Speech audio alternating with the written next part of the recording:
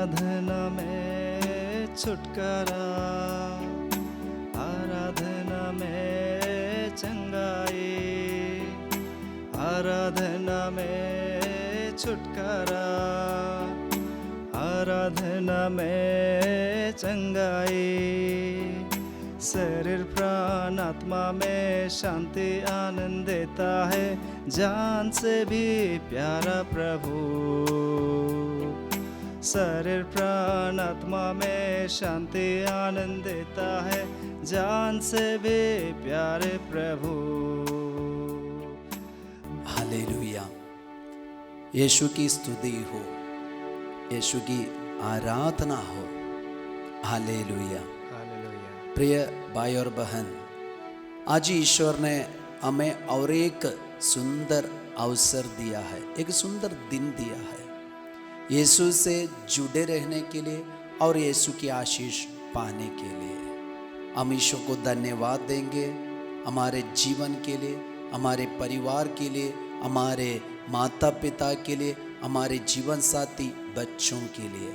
Hallelujah, hallelujah. यीशु की स्तुति हो, यीशु की स्तुति हो। जब प्रभु का आशीर्वाद हमें मिलते हैं और प्रभु की इच्छा हम जानते हैं, तभी हमारे घर परिवार और हम जो कुछ बनने का और बनाने का परिश्रम करते हैं, योजना बनाते हैं, वह पूर्णता तक पहुंच जाएंगे।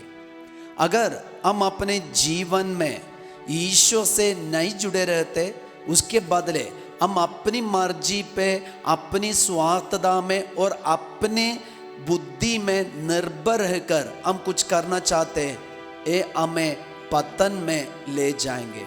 वही पवित्र बाइबल हमें सिखाती है। Hallelujah, hallelujah. यीशु की स्तुति हो, यीशु की स्तुति, यीशु की आराधना हो, यीशु की आराधना। आज का संदेश पाने के लिए, आज का वचन पाने के लिए हम अपने आप को तैयार करें। इसलिए यीशु टीवी से जुड़े रहना, आपके जीवन में आज के दिन यीशु जो आशीष देने वाले, वो आशीष को हम अपनाने का कोशिश करें। Hallelujah, hallelujah. यीशु की स्तुति हो, यीशु की स्तुति यीशु हो, की आराधना हो, यीशु की आराधना। उत्पत्ति ग्रंथ अध्याय 11 वचन संख्या 1 से 9 तक। फर्स्ट सारा वचन आपको पढ़ के नहीं सुनाऊंगा, लेकिन कोई कोई वचन हम सुनेंगे और उसका अर्थ या मर्म समझने का कोशिश हम करेंगे।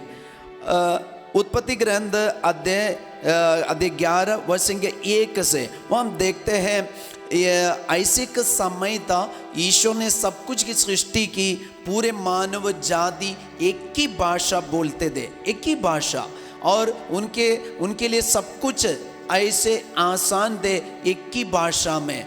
तो ऐसे वे जीवन बिता रहे थे। वह संख्या 2 में लिखा है, पूर्व में यात्रा करते समय लोग शिनार देश के एक मैदान में पहुंचे, वहाँ वह बस गए। तो एक सुंदर मैदान में वे पहुंच गए, वहाँ उनको बहुत अच्छा लगा, वहाँ वे बसने लगे। उन्होंने एक दूसरे से कहा, आओ हम ईंटें बनाकर आग में पकाए। वे पत्थर के लिए ईंट और गारे के लिए डामर काम में लाते थे। मतलब बहुत नया टेक्नोलॉजी वे यूज़ करना शुरू किया। आजकल हम रास्ता बनाने में और मकान बनाने में नया नया टेक्नोलॉजी यूज़ करते, तो इसी प्रकार उस समय के लोग भी नया नया टेक्नोलॉजी वे यूज़ किए। क्या है? पत्थर के बदले ईंट, हम ईंट पकाएंगे, नया टेक्नोलॉजी है उनके लिए।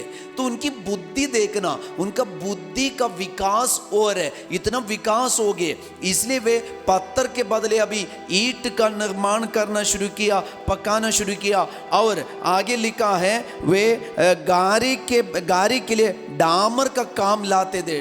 तो नया नया टेक्नोलॉजी यूज़ करके वे सोचा कि अभी हम लोग अपनी प्रशंसा के लिए एक बहुत बड़ा मकान बनवाएंगे। आगे वचन में लिखा है, आओ हम अपने लिए एक शहर बना ले और एक ऐसी मीनार जिसका शिखर स्वर्ग तक पहुंचे।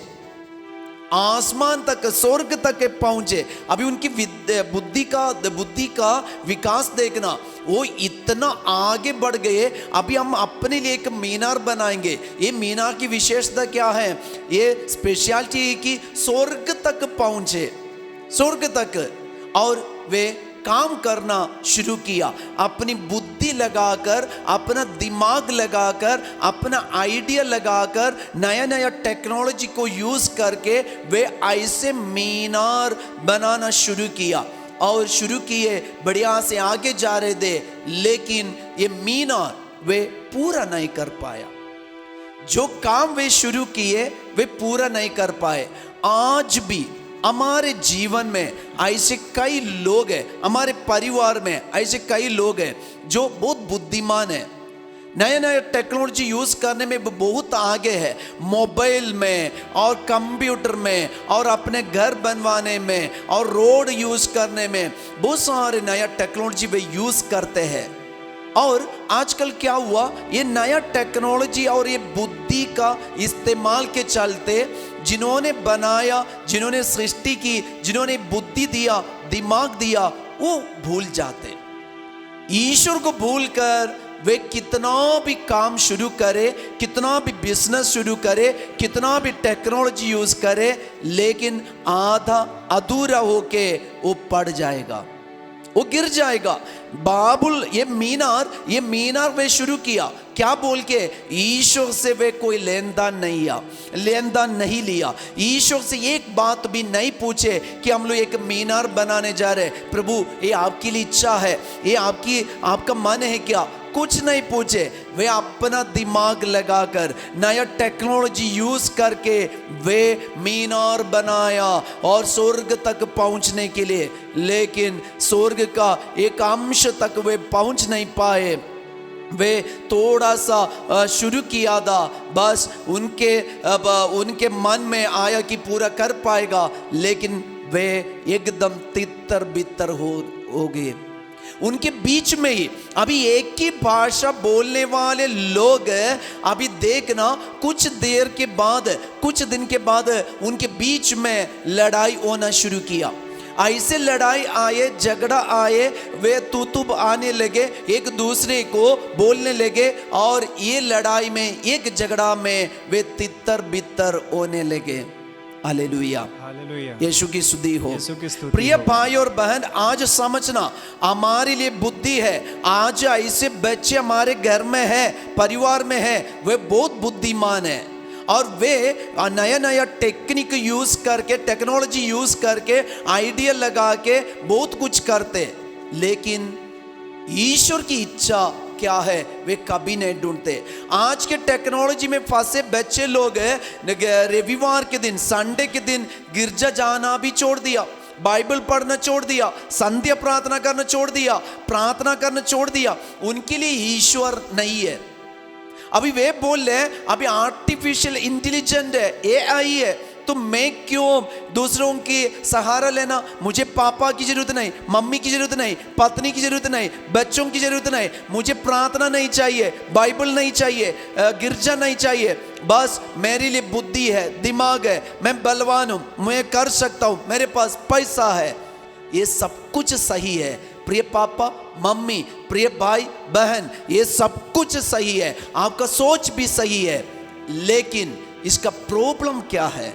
इसका प्रॉब्लम ये है, आप अपने जिंदगी में जो काम शुरू किया वो पूरा नहीं कर पाएगा, आप बीच में ही टूट जाएंगे। ऐसे कई लोगों को फादर आज जानते हैं जो बड़े बड़े बिजनेस शुरू किया, करोड़ों रुपया वे लोन लेकर शुरू किया, लेकिन आज वे बिजनेस टूट गए, उनका बिजनेस टूट गए, एकदम दरिद्र होके, गरीब होके वे ना के बराबर भीख मांगने में समय बिता रहे।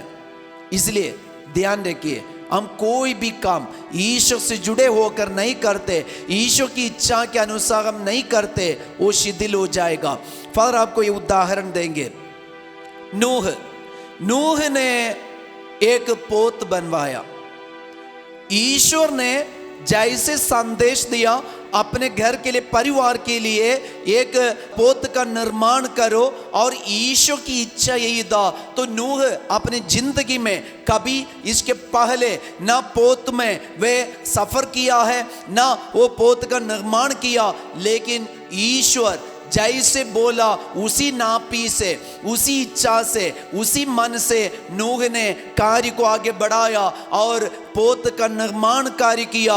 बाढ़ आया और बाढ़ खत्म हो गया, फ्लड खत्म हो गया, तब भी नूह ने बनाए ये पोत को एक कांच तक नहीं पहुंचे। वो एकदम बढ़िया से वो सुरक्षित रहा, उनका परिवार भी सुरक्षित रहा और वे सुरक्षित होकर पोत से बाहर निकले।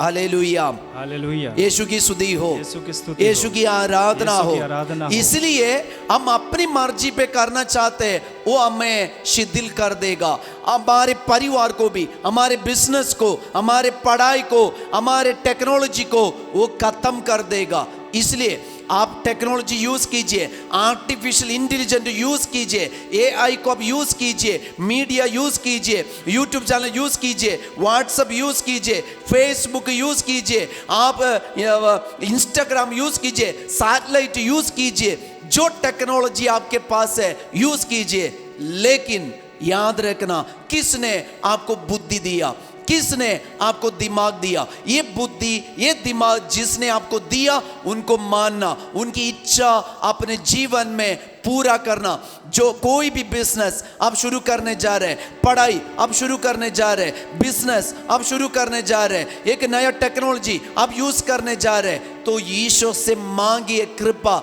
ईश्वर से पूछिए, उनसे लेन देन लीजिए, उसके बाद आप शुरू कीजिए। जैसे नूह ने पोत का निर्माण कार्य किया और उनको संरक्षण मिला, परिवार को बचा पाए, उसी प्रकार हम भी अपने जीवन को, परिवार को बचा सकते। उसके बदले हम जैसे लोग एक सुंदर मैदान देखा, उसी में अपने लिए मीनार बनवाया और स्वर्ग तक पहुंचने वाले पूरा नहीं कर पाया, बीच में शिथिल हो गया, नष्ट हो गया, पूरा नहीं कर पाए। इसलिए आज हम ये बातों से एक शिक्षा सीखे, अगर हम ईश्वर को छोड़कर कुछ भी करें सब व्यर्थ है।